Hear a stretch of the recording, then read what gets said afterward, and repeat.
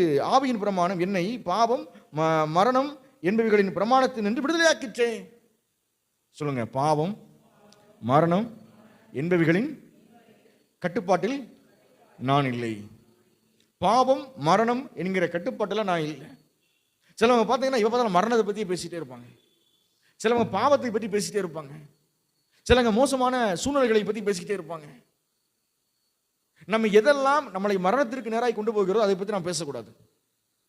எதெல்லாம் என்னை சாபத்திற்குள்ளாய் கொண்டு போகிறோம் அதை பற்றி நான் பேசக்கூடாது. எதெல்லாம் என்னை பயத்தில் வச்சிருக்குதோ அதை நான் பற்றி பேசவே கூடாது. அதான் இங்கே சொல்லுது, பாவம் மரணம். பாவத்தின் சம்பளம் மரணம். இப்போ பாவம் செஞ்சா சம்பளம் மரணம். நான் பாவம் செஞ்சா சம்பளம் மரணத்தை பற்றி நம்ம பேசக்கூடாது. பாவம் செய்தால் தேவன் உங்களை மீட்டுக் கொள்வார் என்கிற சத்தியமும் ஒன்று இருக்கு இல்லைங்களா? பாவத்தின் சம்பளம் மரணம்னு ஒன்று இருக்கு. ஆனால் பாவத்திலிருந்து விடுதலையாக்குவதற்கு இயேசு கிறிஸ்து ஒன்று இருக்கிறார் இல்லையா? பாவத்தின் சம்பளம் மரணம் என்பது நற்செய்தி அல்ல, அது துக்க செய்தி. பாவம் செய்தாலும் தேவன் உன்னை மீட்டுக் கொள்வார். பாவிகளுக்காகவே இயேசு வந்தார். உங்கள் பாவங்கள் மன்னிக்கப்படுகிறது, உங்கள் பாவங்கள் விடுதலையாக்கப்படுகிறது. இதுதான் நற்செய்தி.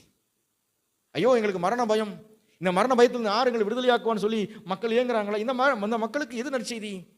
இந்த மரண பயத்திலிருந்து தேவன் உங்களை மீட்டுக் கொள்வார் என்பது நற்செய்தி. சொல்லுங்க, நான் மரணக்கட்டில் இருந்து விடுதலையாக்கப்பட்டிருக்கிறேன்.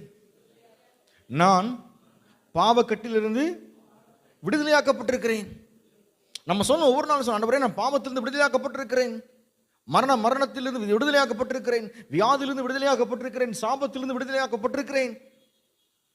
நீங்கள் பாவத்தில் இருப்பது நற்செய்தி அல்ல, நீங்கள் மரண பயத்தில் வாழ்வது நற்செய்தி அல்ல, அதிலிருந்து விடுதலையாக்கப்பட்டிருக்கிறீங்களையா, இதுதான் நற்செய்தி. இப்போ இந்த இந்த விடுதலையாக்கப்பட்ட வாழ்க்கையிலேயே நான் வைப்பதற்காகவே ஆவியானவர் கொடுக்கப்படுகிறான்.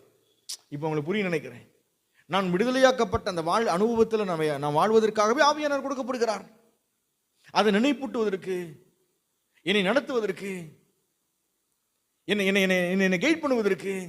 இப்போ ஆவியானவர் அப்படித்தான். நான் மறந்தாலும் கூட அவர் என்னை நினைப்பூட்டி கொண்டே இருப்பார். நான் ஜெபம் பண்ண தெரியாத போது, எனக்கு ஒன்று புரியாமல் இருக்கும் பொழுது, நான் சரியாத விதத்தில் நடக்காமல் இருக்கும் பொழுது, ஆவியானவர் நீ விடுதலையாக்கப்பட்டிருக்கிறாய் என்கிற நற்செய்தியை அவ்வப்போது எனக்கு நினைப்பூட்டி கொண்டே இருப்பார்.